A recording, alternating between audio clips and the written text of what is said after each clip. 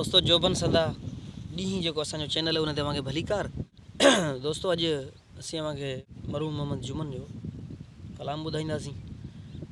Channel असो नओं है, अवां सभी दोस्तन के गुजारिश है तो चैनल के सपोर्ट करो तो जी असी वध खां वध अञा चैनल के बेहतर बणाए सकूँ, नयूं नयूं शयूं ऐड करे सकूँ।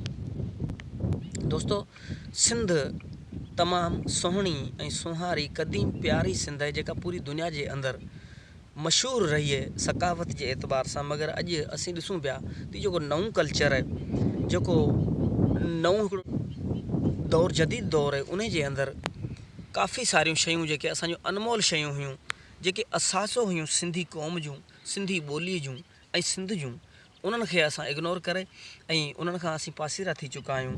त असांजो इहो ई मक़सदु है कि जीअं वध खां वध क़दीम सिंध ऐं जेके असासा आहिनि, जेके अमर आवाज़ आहिनि सिंध जा, उहे असीं पंहिंजी गायकी, पंहिंजे लहजे, पंहिंजे अंदाज़ जे अंदरि अवां जे साम्हूं पेश करे सघूं ऐं जीअं त उजागर करे सघिजे क़दीम सिंध जी सकाफ़त के, क़दीमी सकाफ़त के उजागर करे सघिजे ऐं अवां ताईं पहुचाए सघिजे। त असीं इंशाअल्लाह हिन चैनल ते अवां सां क़दीम सिंध जूं उहे सभई रवायतूं ऐं उहे सभई आसार ऐं उहे सभई जेके सकाफ़तूं से अवां सां आहिस्ता आहिस्ता शेयर कंदा रहंदासीं इंशाअल्लाह। ऐं घणो कुछ ॾिसण वटां मिलंदो अवांखे हिन चैनल ते, त महिरबानी करे इन चैनल के सपोर्ट करियो ऐं असांजी जेको हौसला अफ़ज़ाई थिए ऐं असीं वध खां वध उहे शयूं अवां ताईं पहुचाए सघूं।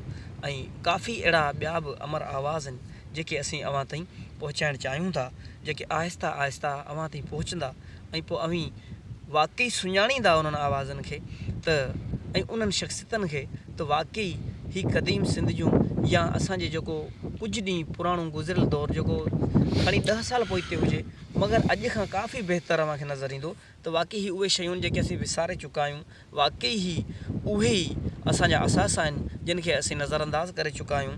त उहे शयूं ज़रूरु अव्हांखे पसंदि ईंदियूं इंशाअल्लाह। दोस्तों अगर वीडियो पसंदि अचे तो वीडियो के लाइक कजो ऐं पंहिंजे दोस्तनि सां शेयर कजो, कमेंट कजो, असांजी जीअं हौसला अफ़ज़ाई थी सघे, सपोर्ट थी सघे, त जीअं असीं वधीक ख़ुशि थी करे कमु करे सघूं।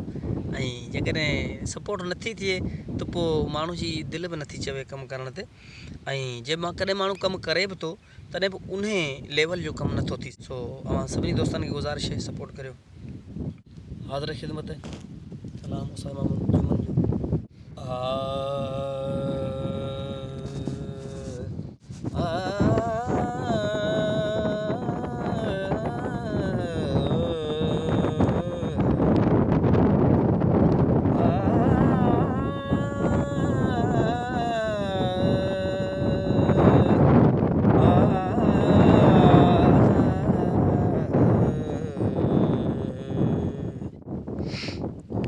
सरत्यूं सुजे सुन,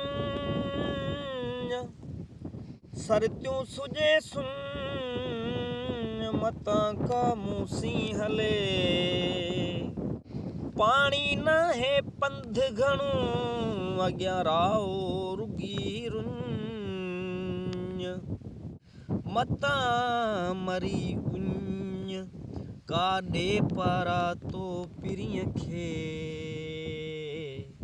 अल्लाह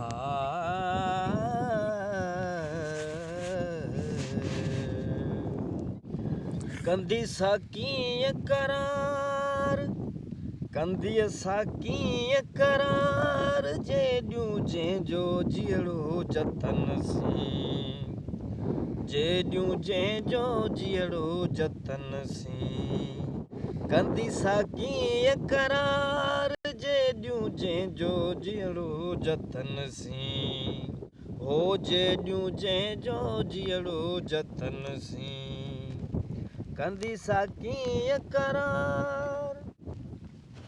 नीह वारनि खे ओ सरतियूं,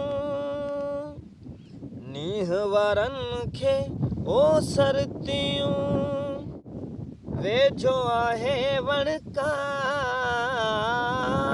नीह वारनि खे हो सरतियूं, वेझो आहे वणकार,